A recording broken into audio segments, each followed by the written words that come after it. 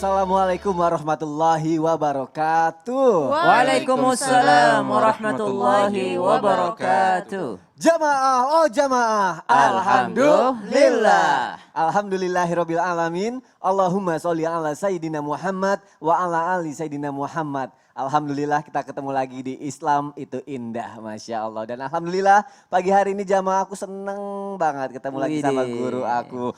Ada Ustazah Lulu, apa kabar Ustazah Lulu? Alhamdulillah sehat. Sehat. Masya Ustadz Allah. Ahmad Ridwan apa kabar? Sehat, alhamdulillah. Ustadz Syam tahun ini Sehat. mantap menikah. Wih, orang lain ditanya apaan gue? Gue udah jawab sehat. Apa tadi Ada jawab pertanyaannya? sehat duluan.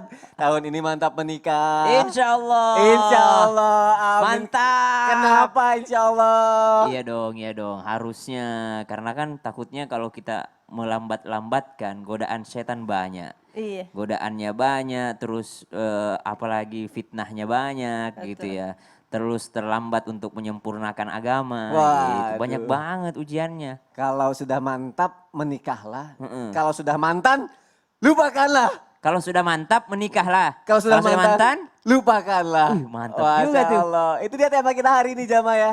Masya Allah, setuju ya? Setuju. Masya Allah, langsung aja kalau gitu. Tapi aku mau ngingetin lagi nanti di segmen ketiga ada segmen Ruqyah Syariah Mandiri Online nih. Jadi jamaah yang punya permasalahan mungkin seputar gangguan jin bisa curhat ke sini. Insya Allah kita carikan solusi. Insya Allah kita ikhtiar bersama-sama, nanti ada prakteknya juga. Kalau gitu baik jamaah yang ada di rumah langsung aja untuk yang pertama aku mau ngasih lihat tayangan. Tayangan mengenai alasan-alasan wanita menunda menikah. Ini dia tayangannya, silakan.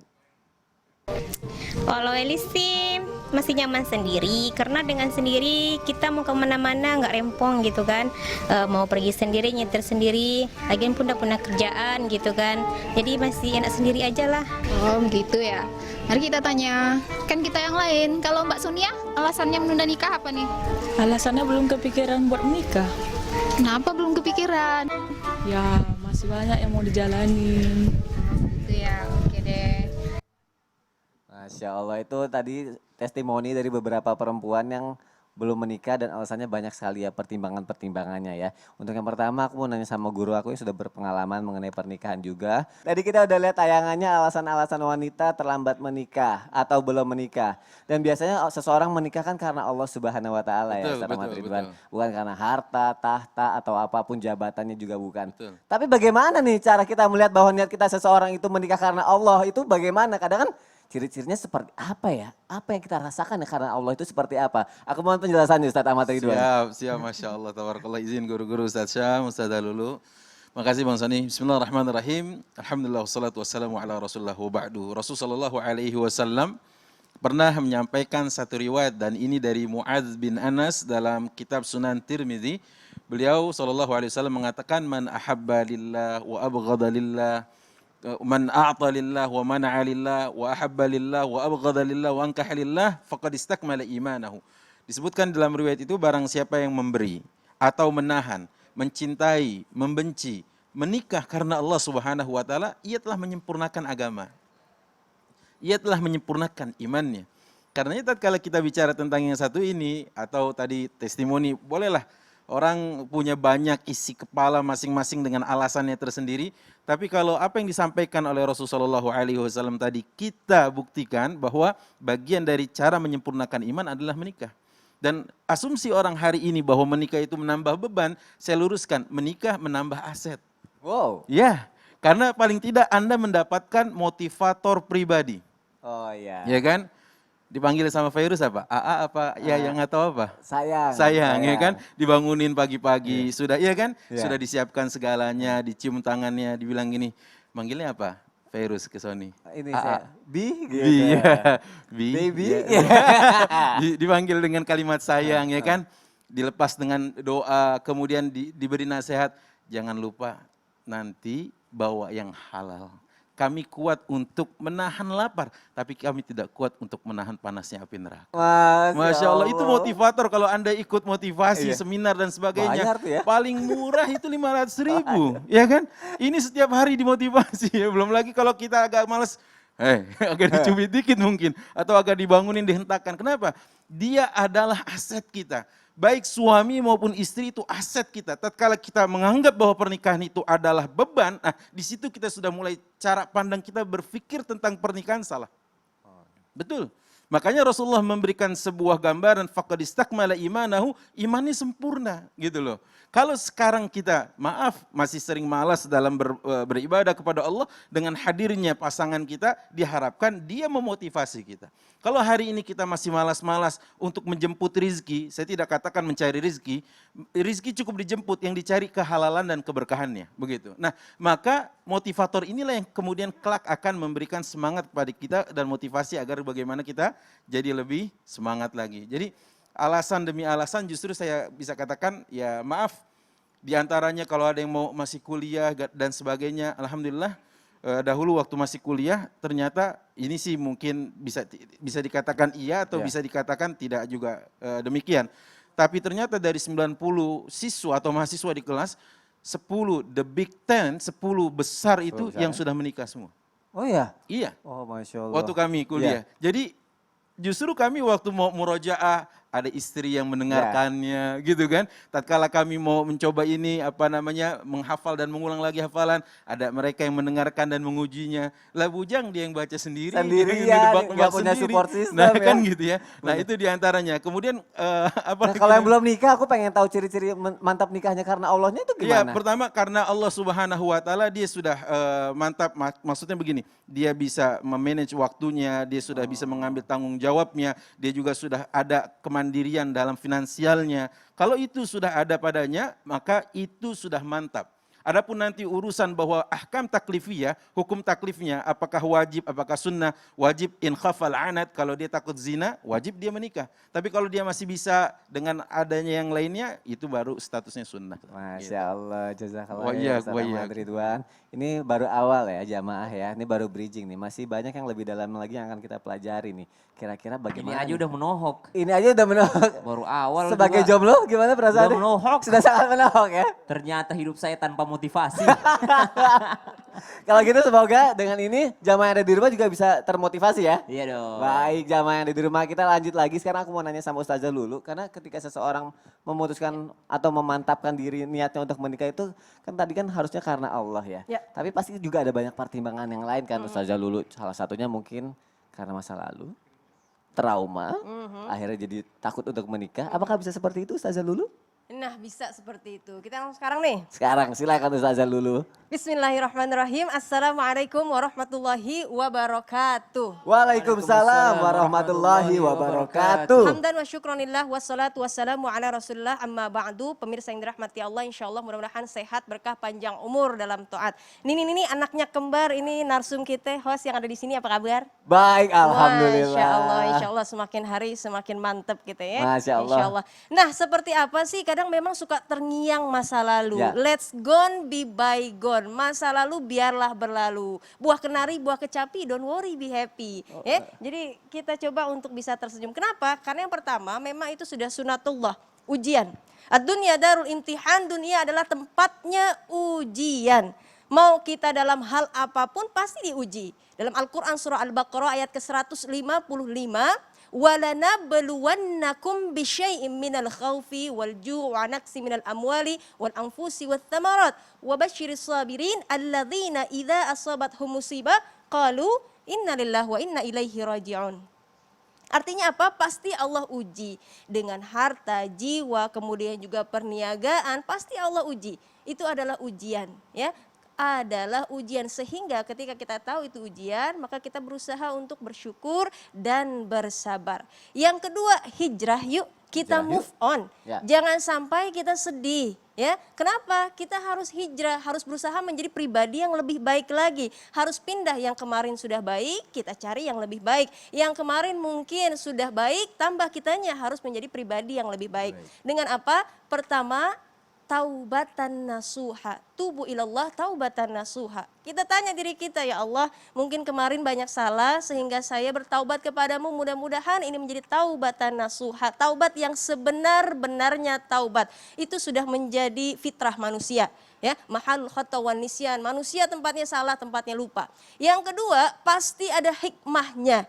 Ya, likulli syai'in maziyah, segala sesuatu ada hikmahnya. Allah berikan itu, Masya Allah, inilah dikatakan musibah. Kadang manusia mikir musibah itu adalah yang buruk, enggak. Ma asaban nas min khairin aw syarrin, yang tertimpa terjadi pada manusia, mau yang baik, mau yang buruk, itu sama musibah, ya. Sehingga kita ambil hikmahnya, jangan sampai kita menyesali, kecewa gitu kan, berlarut dalam kesedihan, tidak, tapi harus ada hikmahnya yang kita bisa ambil sehingga menjadi patokan untuk bisa lebih baik lagi.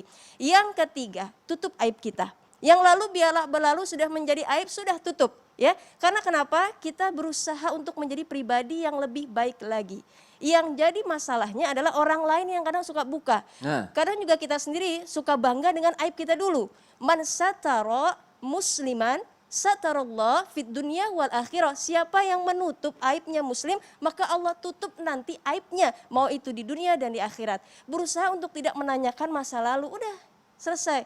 Kadang kita berusaha untuk udah ya, oh yang dulu begini, nggak usah. Orang ya. kepo tuh pengen Orang tahu kepo kebanyakan. gitu kan. Wala tajassasu, wala yaktab ba'dukum ba'dan, ayuhibbu ahadukum ayakula lahmal akhihi maitan fakarihtumu.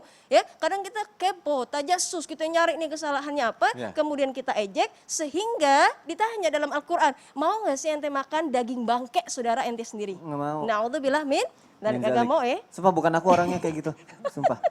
Nah, kemudian bagaimana? Tuba liman syagalahu aibuhu an uyubin nas. Beruntung, bahagia orang yang nunjuk ke dirinya sendiri tentang aibnya, maka itu lebih baik. Hijrah, ya, berikan kesempatan orang lain untuk bisa hijrah, jangan ungkit masa lalu. Yang lalu biarlah berlalu. Curi-curi, cupke-cupke. Insya Allah semakin hari semakin oke. Ayo, Masya Allah, curi-curi cuke-cuke. Bagus sekali ya. Berarti kita tidak perlu trauma masa lalu ya. Kita Nggak perlu. hijrah ke arah yang lebih baik. Ya Allah, insya Allah nanti ke depannya dapat jodoh yang lebih baik juga. Ngapain mikirin yang ke belakang lagi? Aduh, itu mantan apa pahlawan pakai dikenang? Ya Allah. Jazakillah khair, saja dulu, Masya Allah. Baik jamaah yang ada di rumah, kita lanjut lagi. Ini aku punya tayangan nih ya. Ini mengenai pria takut melihat istri di pelaminan. Kok bisa? Ada tayangan yuk, silakan. Membuat geger jagat maya media sosial. Tak menyangka, perias itu sontak terkejut kala melihat pengantin pria berubah saat duduk di pelaminan. Sebenarnya akad nikah dua pasangan muda-mudi yang tak diketahui identitasnya itu sudah dilaksanakan. Adapun video viral pernikahan itu adalah resepsi mereka saja. Dalam video tampak pengantin pria berdiri dengan mata melotot seraya melihat ke arah pengantin wanita. Beberapa detik melihat, pengantin pria langsung memalingkan wajahnya agar tak melihat lagi sang istri.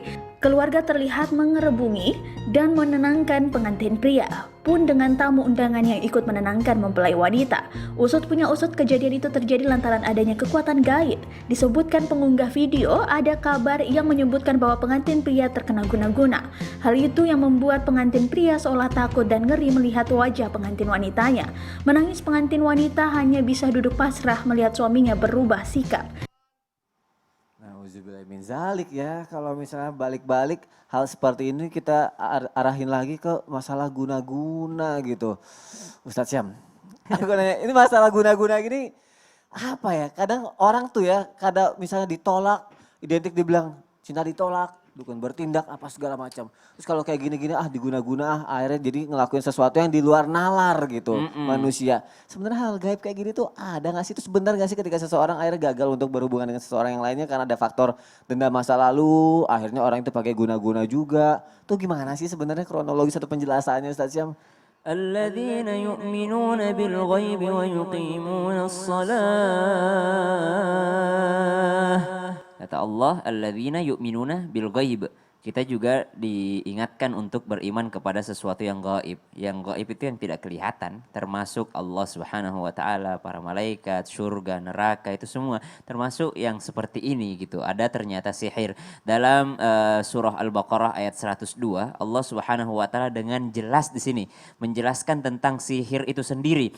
Fayata'allamuna minhuma ma yufarriquna bihi bainal mar'i wa zawjihi ternyata mereka memang ada sekelompok kejahatan yang namanya berkongsi antara kejahatan manusia dan jin. Mereka berdua berkongsi dalam melakukan satu kejahatan, salah satunya seperti yang ada di video tadi. Dan Allah katakan fayata'allamuna minhuma ma yufarriquna bihi bainal mar'i wa zawji. Untuk apa? Untuk memisahkan antara suami dan istri, untuk memisahkan antara saudara dan saudari, untuk memisahkan antara anak dan ayahnya dan ibunya, untuk membuat benci, menimbulkan rasa benci di antara manusia. Maka ini adalah di antara daripada ilmu sihir itu sendiri. Maka kalau ditanyakan ada nggak sih yang seperti itu? Maka dalam bahasanya disebut sihir tafrik karena farq, ya kan, memisahkan. Karena Allah Subhanahu wa taala sendiri yang katakan dalam surah Al-Baqarah ayat 102 tadi.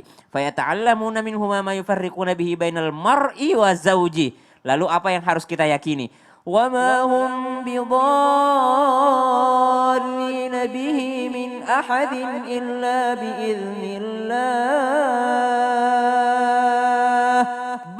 Tapi jangan pernah yang namanya meyakini yang demikian bahwa mereka mampu melakukannya tanpa izinnya Allah. Jadi semua yang terjadi itu sihir itu bisa tembus dengan izin Allah Subhanahu wa taala. Tidak ada yang melebihi kekuatannya Allah Subhanahu wa taala. Semua dukun berkumpul, semua orang yang katanya pintar berkumpul, semua guna-guna berkumpul, tidak diizinkan oleh Allah Subhanahu wa taala, maka tidak akan pernah terjadi. Semuanya karena izin Allah. Jadi kalau misalnya nih, ini pelajaran penting, hikmah yang luar biasa. Kalau misalnya kita terkena sihir, maka itu ada juga kita introspeksi dirinya. Kok bisa ya Allah izinkan saya terkena ini? Kok bisa ya? Jangan-jangan saya memang pernah menyakiti orang. Oh gitu. Ya, jangan-jangan memang saya pernah melakukan kesalahan dengan seseorang yang saya belum minta maaf dan dia belum ridho sama saya. Sehingga Allah izinkan itu ilmunya sampai ke saya. Jadi harus ada introspeksi diri. Jangan mengatakan saya udah beriman, saya udah ini. Ya kan? Berarti sudah diizinkan sama Allah. Kalau diizinkan sama Allah, mungkin ada penyebabnya yang Allah ingin kita introspeksi diri di situ. Tapi itu emang bisa ngelukai atau sampai bikin meninggal? Oh bisa, karena yang namanya kejahatan banyak bentuknya. Salah satunya memisahkan antara yang cinta menjadi benci. Salah satu ciri-cirinya itu seperti tadi. Ini kalau yang tadi ini langsung ekstrim banget nih. Langsung baru hari pertama langsung tidak suka. Lagi resepsi langsung Iya, langsung jelek dilihatnya, langsung tidak mau memandangnya, langsung enek melihatnya. Maka itu adalah ciri-ciri daripada sihir tersebut. Tapi kita yakin ya bahwa itu semua sudah diizinkan sama Allah, berarti kita yang harus introspeksi. Apa yang membuat Allah mengizinkannya? Apakah memang saya diingatkan sama Allah supaya saya harus minta maaf kepada orang ini? Tapi kita nggak boleh gini ya, nggak boleh kita nanya-nanya ini kiriman dari siapa? Karena jin itu tukang fitnah. Jin itu pembohong, jin itu tukang fitnah. Jadi kita introspeksi diri, bukan mencurigai tapi introspeksi diri. Introspeksi diri, saya pernah salah, saya minta maaf kepada siapapun itu. Jangan nanti mati baru minta maaf, tolong direlakan. Kalau dia ada salah tolong maafkan. Sebelum mati minta maaf dulu. Sebelum meninggal dunia, minta maaflah kita sama orang-orang. Tapi ini memang sesuatu yang sangat perlu kita imani atau yakini tanpa harus takut berlebihan. Karena semua adalah izin Allah Subhanahu wa taala. Berarti tidak perlu dicurigai tapi introspeksi diri dulu ya Ustaz. Tapi Masya Allah terima kasih Ustaz Syam untuk pelajarannya. Semua tidak terjadi tanpa kehendak Allah. Semua terjadi karena kehendak Allah Subhanahu wa taala. Semoga kita semua selalu dalam lindungan Allah Subhanahu wa taala ya. Nah, sekarang ada lagi pertanyaan yang mau aku tanya ke Ustazah Lulu. Ustazah, sebenarnya dalam Islam baik laki-laki maupun perempuan ada standar nggak sih kalau ketika kita mantap menikah, misalnya mungkin dari segi mahar, dari segi ekonomi atau kehidupannya itu ada standarnya nggak? Ke Belanda bawa ke dong-dong. Artinya? Ya ada dong. Ada dong, apa? Jadi mau jelasin sekarang nih? Nanti aja kali ya. Nanti aja Karena ya. pasti panjang ya penjelasannya. jadi ntar aja deh. Nanti ya, janji ya. Iya, Oke, nanti akan dijawab sama Ustazah Lulu, dijelasin sepanjang mungkin. Nah, nanti juga akan ada lagi nih pertanyaan-pertanyaan. Mungkin jamaah mau ngirimkan pertanyaan ke media sosial Islam itu Indah. Dijawab juga lagi melalui segmen Tanya Dong Ustadz. Jadi jangan kemana-mana, tetap di Islam itu Indah. Jamaah, oh jamaah. Alhamdulillah.